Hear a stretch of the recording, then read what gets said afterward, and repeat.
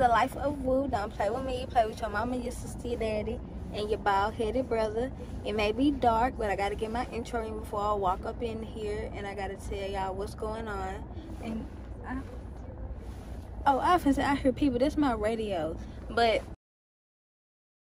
it is Gym Week, and that's Jackson Indie Music Week here in Jackson. I hope y'all can see me good, because I know I'm a little dark in this light. But anywho, don't worry about it. So, I'm here for the podcasters. Ooh, I'm getting tongue-tied. I'm here for the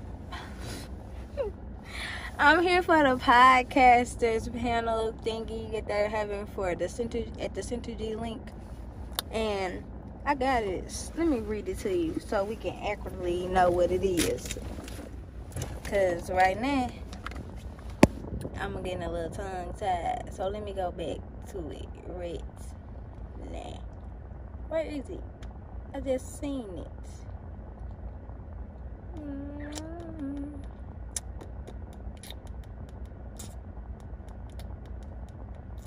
I don't know where it's at. Oh yeah, it is.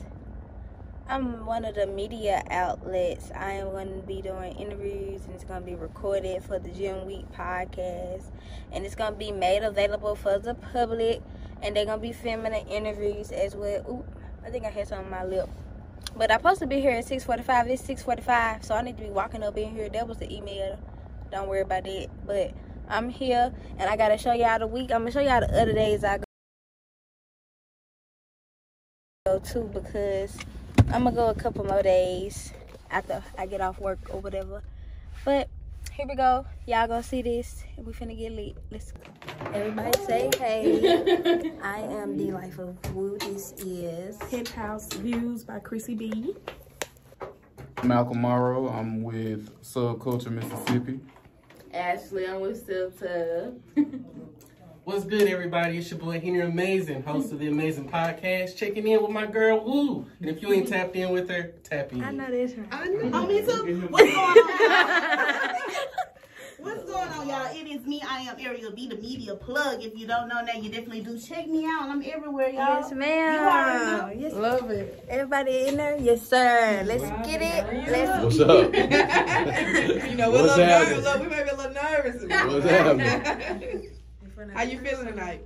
I'm feeling kind of good. I got a little buzz on right now, so That's I'm what straight. I'm talking about. I was about to say, he got the red cup. You know Yeah. what Yeah, when you see the red cup double up like that, you know what's Yeah, happening. the solo cup means a Yeah, good time. Yeah, it's always a good time.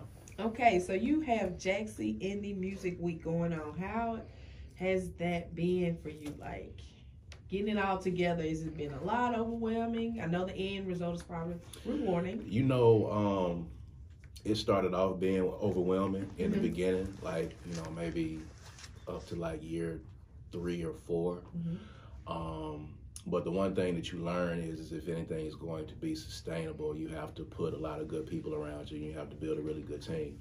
So kind of like in year 4, you know, we started putting together an all-star team of people that have been able to take a lot of the workload off of my shoulders.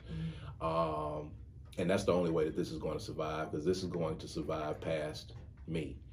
Because I'm not going to even be doing it forever. So it has to continue. In order for it to work, it has to go, you know, past, you know, my time, and it has to be passed on. So, you know, having Danielle and having Caroline, you know, on board as festival director and as event coordinator, you know, I've got some really good people around me, a really good team of people. We got Ariel, you know, a really good team of volunteers. So this is only going to work as the sum of all of these parts come together. So it's not overwhelming anymore. You know, it's always a bit of anxiousness when this happens because you're putting something together that's, you know, 7 days. But when you got a good team, you know, it kind of makes it a lot better. So really now, you know, my job is really to kind of just go out and raise money. And Danielle and Caroline, Fun part. you know what I'm saying? Danielle and Caroline kind of do all the work. So during the week, you know, I get to do a few administrative things, but I also get to watch and look from a different vantage point. So now I can start looking at it from the vantage point of a music lover and a consumer, so that I can go back to the team and kind of let them know what I'm seeing from this point and what can help us to be better going forward. And you have to be able to do that. You have to be able to look at it through a different lens if it's going to be successful in that vein. This year, I've written for a lot of people. I normally tell people to Google me, but I'm not going to do that today. Who you write for? Yeah. So I've written for The Source, Hip Hop Weekly, Baller Alert, Wow. the Neighborhood Talk. It's on site, any gossipy blog site you know about, I've written for them before. But now I've kind of transitioned over into wrestling because that's been my life. And so I'm currently the editor-in-chief of Women's Wrestling Talk. So That's amazing. Nice. So you wrestle too? Only thing I would say, I got a mean forearm, so don't try it. But no, I'm not a wrestler. I'm just someone who talks about it. Okay. Cool. Well, this is my celebrity friend, Santana. But I'm Kayla Renee. I've done a little bit of everything in entertainment. I don't really know how many years, but at least 10 years. I've kind of been interested in entertainment, so I've managed a few artists. Of course, I'm a radio personality. I do a few things with B-Day 99.1 here and there. And that's just pretty much it. I'm just here to, like, work where you're needed. So if you need to hook up with a photographer, I can help you. If you're trying to get a placement on the radio, I could probably help you. But that's just pretty much it. So y'all got it popping, huh? Between the two of y'all. I love how it's the women. Yeah, the lead. dynamic. That's what's really inspiring. Yeah. Okay, what's cool? How would you describe your sound for people? I'm multi-genre. Yes, ma'am. Okay. If you listen to my album, I have grunge rock, I have alternative, I have pop, and I have R&B. Nice. So, when you perform and the audience sings along, how does that make you feel? Accomplished. I'm reaching somebody. Yeah. That's good. Yeah. That's the dream. That's the goal. Growing up, did you think you would want to do music or? Yes. I don't know. I don't know what I'll be doing if I wasn't doing music. So how long have you been doing it? Honestly, I just started like recording in February. I just released the album September, so I'm fairly new. Oh. But I've been singing my whole life, like just knowing I can sing my whole life. Yeah. And I did show choir in 4th grade. And then that's when I realized I wanted to do music. Well, I guess I realized that earlier though. I don't know. It's always been like me. Like I've just always been able to sing. Yeah. So I don't know. The show choir always producing some dope artists. Like, show choir? Yeah.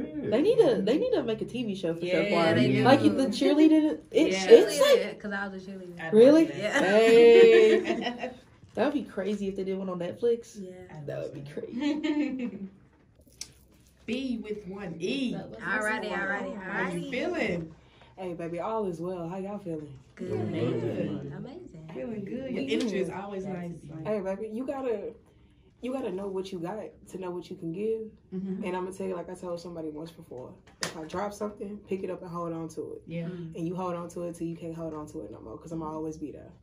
That's how Whatever you I drop, y'all pick it up. That's right. That's how you come in. That's how you set the tone. Early. That's it. I know that's right. You can really call me Salt Bae, because I really got all the crystals. Not gonna play with B today. Okay, my first question. To me, it sounds like you have an accent. Are you from Jackson?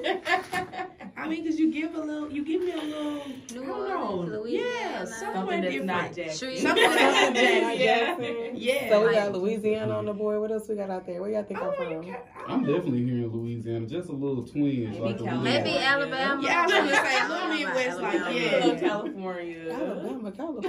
Hell no. No, up north? It got to be Louisiana, though. I'm from the biggest state in the South. I'm from Texas. You from Texas? I'm from the north side of Houston. Wow. I swear. North side of Houston. That's what's up. Swear. I never knew. On any day of the week. North side, all day. So what brings you to Jackson? Honestly, I was in Atlanta. So I went to Clark Atlanta University. That's what it is. All of my friends in college were from up north. Jersey, Philly, New York, Baltimore. Africa, the islands. So I think that's where a lot of the twang is out here, because I love their jargon. So I stole a lot of it through them. But my dad needed a personal assistant. He owns a life insurance company. And yeah, I worked out with Pops for about 6 months. Nobody wanted to have a drink with the boss's daughter, and I just went back to the post office. So yeah. Really? Swear. Just like that? Great like that. Okay. Fifth child, how are you doing today? I'm fantastic. Not the fourth child. I'm not the fourth child. But I am the fourth child, though. Really? No, in reality, I am literally the fourth child. Okay. So are you So are you? Oh, my God. Here you go again. Here you go again. Inevitable question. Right? Yeah. Oh, y'all really want me to answer? Yeah. Oh, no, you don't got to answer. We just look it up. I would like to know. Right. Yeah, you want to answer. You don't got to answer. Okay, you want that? Okay, so let's take a vote. How many people?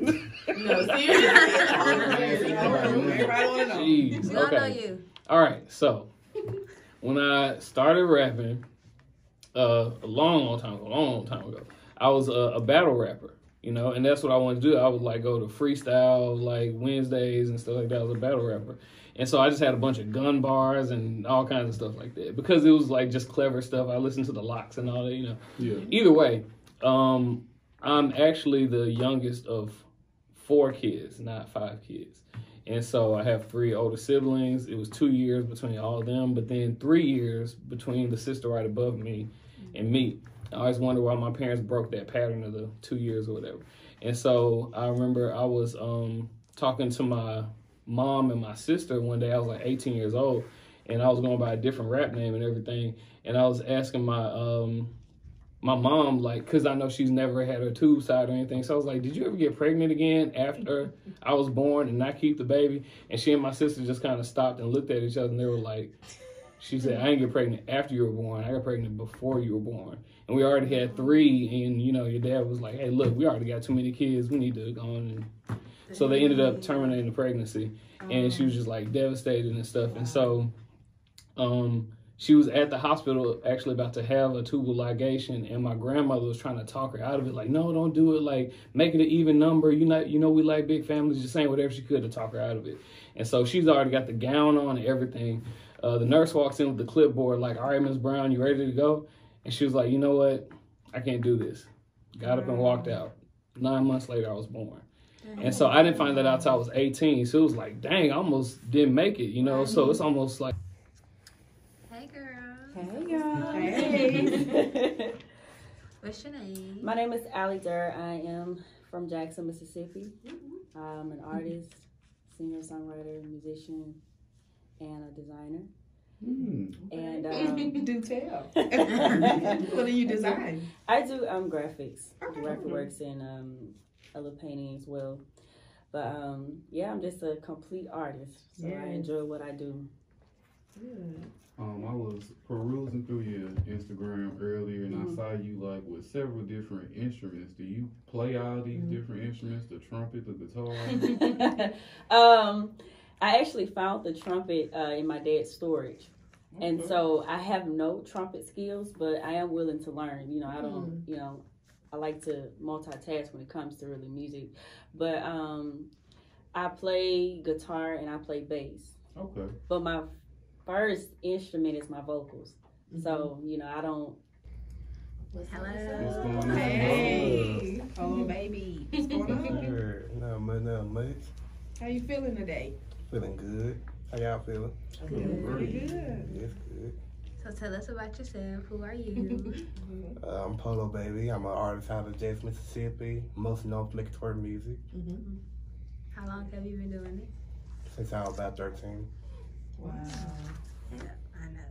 Really young. So that's the perfect segue for my first question. Exactly. Like, what are some keys to like longevity in this industry? Because you've been doing it for so long, you've reached so many different levels of success. Like, what are some of the keys that you added to your key ring to keep you moving forward like that? Just really not giving up. You know, I've been told for years that I couldn't make it with music, so that really puts me to want to do even more.